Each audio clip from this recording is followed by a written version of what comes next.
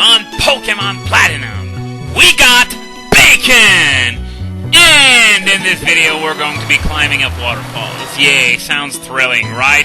Well, it just had to be done eventually, so, you know, why not now? And besides, as I said in the last video, it's not gonna take nearly as long as in the last video, simply because there isn't like 90% of a dungeon waiting for us beyond a waterfall, like what happened with Meteor Falls last time. I think I even got lost at one point. Or maybe I'm thinking of something else, but whatever. Oh wow, a meadow plate. I was wondering if there was anything there, and you know, I was about to give up, but I just found that invisible plate right into the cliffside. Well, not complaining. Free items, you know. And yeah, there aren't that many waterfalls in this game. After checking, the only areas where there are some are this route, Route 210 North. There's also Route 208, and there's also that waterfall in Mount Coronet. Remember the one that I said that I thought had the adamant and lustrous orbs? Well, we're going to be heading back there, especially since it's going to be a great opportunity to give Giratina some more experience, because despite how much it fought in the last few videos, it's still lagging behind. Uxie's at like 57, and Giratina's at 53. So, yeah, it sort of has to be done. Wave Incense, is that the one that breeds Azurill? Not sure on that, but either way, we're done with this area. No, Togekiss doesn't have Fly anymore. I went for Togekiss again, and I almost flew to the wrong city again. For some reason, I always seem to get Hearthome and Pastoria confused on the map. I have no idea why, because they're two vastly different cities. But anyway, we're going to head to Route 208 to get, to get whatever's beyond that waterfall. I have no idea if there's anything, but hey, if there's a waterfall there, then it's gotta be for something, right? I mean, it would be weird if there was a waterfall that you could climb, and then beyond that there's absolutely nothing, so... Oh, wow! Oh, wow! That, my friends, is a Trace Ralts. Yeah, remember how much time I spent looking for one in Emerald? God, and now the game is like handing me one instantly. Like, the game's all like, I heard you were looking for a Trace Ralts, so here, you can have one. And I'm like, dude, you're 14 months late. I needed that last year, not right now. But seriously, come on. I'm sorry, that's just sort of funny. You know, the fact that it's so freaking rare in Emerald, but here I found one without even looking for it. I apologize, but this is just funny. I think, maybe in retrospect, I should have tried to catch it, see what its nature was. Had it been adamant, there would have been no regrets whatsoever, but whatever. What's done is done. So before we head to Mount Coronet, there's just one thing that I want to get taken care of in Sunny Shore, and it's that lady who gives you ribbons every day. So we're gonna head there. I think it was at the northeast corner of town, and it can only be accessed through those solar panels. There we go. And Giratina's in the lead. Okay, so I'm gonna be putting all those ribbons on Giratina, since, well, it's the only member of my current team that's going to be a part of my post-game team as well. So, okay, do you know any story that would scare me like that? Jumps out from hiding, and now, okay, I get to give her one word, so I'm gonna give her the first one that comes up, like a Boma Snow, maybe? I have no idea. One mean a Boma Snow that bursts out from a closet. Well, yeah, I guess that would be scary, because that would also mean hailstorm to the face! Anyway, now that we got the ribbon, I'm going to head to Mount Coronet. I'm going to off-screen most of it, and I'll see you at the waterfall area. So I'll be back in just a few minutes. Okay, so we're here now, and we're about to see if those orbs can indeed be attained before the post-game.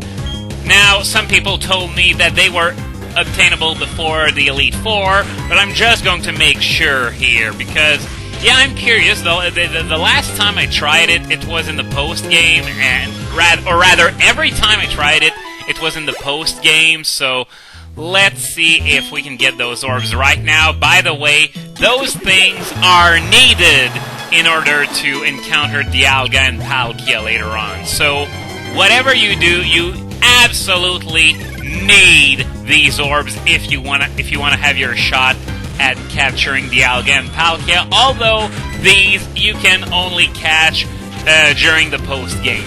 Especially since they come at level 70, we wouldn't want to have a repeat of what happened in Emerald, where they gave you a Rayquaza at level 70. You know, before the 8th gym, and obviously, as you remember, I took full advantage of it. And here are the orbs, the Adamant Orb, the Lustrous Orb is over there, and there's a Stone Plate in there. Yeah, I figured there was something in there, so 2 beings of time and space set free from the original one. Well, that's sort of appropriate. We got an Arceus Plate and the orbs for Dialga and Palkia there. And while I'm in Mount Coronet, there's still one small area that we haven't visited yet that we couldn't go to on our last visit here. So I guess I'm gonna head there because once that's done, I don't think I'm ever going to need to come back to Mount Coronet except for the return trip to Spear Pillar to catch Dialga and Palkia, but that's going to be a while later in the game. So I'm gonna head for that area right now, and I'm going to off-screen most of the way there again. And we're back in this room. Remember where there was that galactic grunt with no Pokemon that blocked the path? Well, now we can go through, and there's a Dragon Claw TM here. Very good find here, so if you want a Dragon Claw TM, you pretty much have to come here. And this Strength Boulder right here is the reason why this is a one-way path. You can't come in from Eterna or Celestic and head to that room where the Galactics were that quickly. No, it's really a one-way path, and you have to come in from Orberg or Hearthome if you wanna get to that area. Anyway, let's move that boulder out of the way, then get out of this cave, and after that, well, I guess we've seen everything there is to see. So once I take care of that bronzer, I'm just going to heal up because looking at the PP for my various moves, it's starting to get low, especially for Earthquake, since I encountered a lot of Gravelers during this trip through Mount Coronet, so I guess I'm going to heal Giratina, and after that, it's going to be off to Route 223, which is a sea route, by the way, which means lots and lots and lots and lots of water types.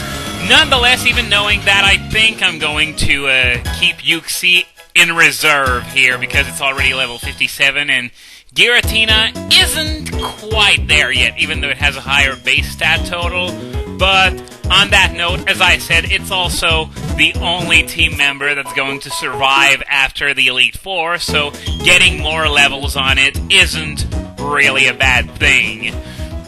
But yeah, even if Uxie has Thunderbolt and also Psychic to deal with Tentacles and Tentacruels, I'm still going to try and give Giratina some more experience before we get to Victory Road.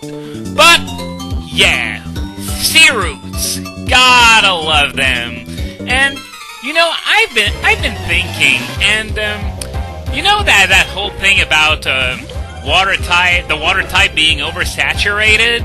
Well, I think it could make some sense given the fact that, well, there are more water-based areas in any Pokemon game than areas based on any other type. So it sort of makes sense, you know, to relieve the tragic boredom of seeing the same stuff over and over and over again.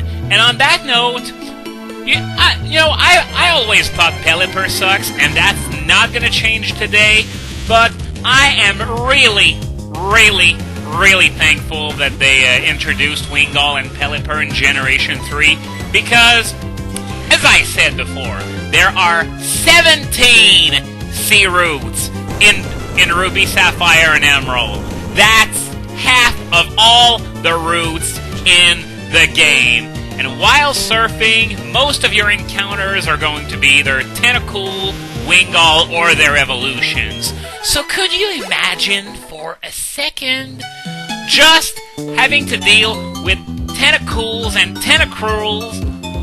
Only that in the wild for 17 routes? No thanks. And the thing about sea routes is that unlike land routes, you're basically in tall grass territory, or rather its equivalent, which is, well, water, all the time. There are no paved roads, no nothing. You are constantly in, well, I would say in danger of getting a random encounter, but I don't think Tentacool is the most dangerous Pokemon out there. Though high-level Tentacruel, I guess, could nail you hard if you let it.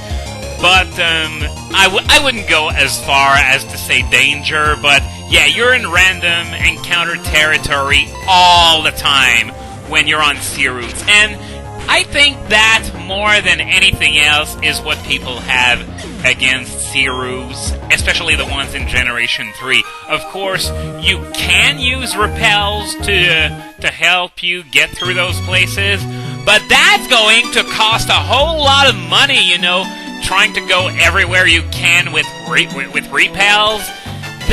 That would just be absolutely insane. I spent in Emerald so many videos just surfing around on sea routes. Could you imagine how much it would have cost me in repels had I chosen that option? And by the way, I'm glad that I didn't, because all those wild encounters provided a lot of experience for my various team members, especially the ones that could hit it for super effective damage, such as Regice. Oh, Mantine, I'm going to give that one to Yuxi because, well, that quadruple weakness to electric is going to be easy to abuse, even with that thick special defense, because that's one thing. Mantine is pretty much Skarmory's special counterpart. If you look at their stats, their special and physical stats are swapped with each other, but saying that Mantine is Skarmory's counterpart would imply that Mantine is actually good. It's not. It's not good at all, whereas Skarmory's always been one of the best physical walls around. Mantine, it's just fail, and it's one of those many Pokemon that got pre-evolutions in Generation 4 when they should have evolved instead. Like, for example, there's Sudowoodo. Sudowoodo should have evolved, but they gave it a baby. Same for Chimecho, and Mantine is just another one. Though, I guess if they evolved Mantine, maybe they might have felt forced to evolve Skarmory. No, on second thought, that's not true, because they gave Mantine a baby. So when Mantike was first revealed, many people expected Skarmory to have a baby too, but that never happened. And by the way, I didn't think of it first when I first used the Shadow Force, but now that I'm reminded of it, you know how Pelipper is usually so protect happy? Shadow Force hits through Detect and Protect. So take that in your pipe and smoke it. If a Pelipper ever decides to pull that shit on me, it's gonna get hilarious. You want to protect against my obvious incoming attack? Well, too bad. It's not gonna work. And I guess Gamefreak programmed it that way in order to circumvent one of the big problems with 2 turns attacks competitively, but there is still a very good way to alleviate the damage done by Shadow Force, and it's simply by switching in something that can take the hit, or in the case of something like Blissey, won't have to take the hit at all.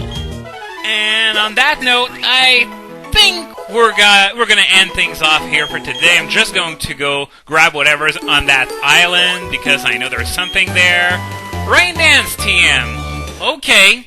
So anyway, next time we're going to continue heading up Route 223 and maybe make it to our final destination.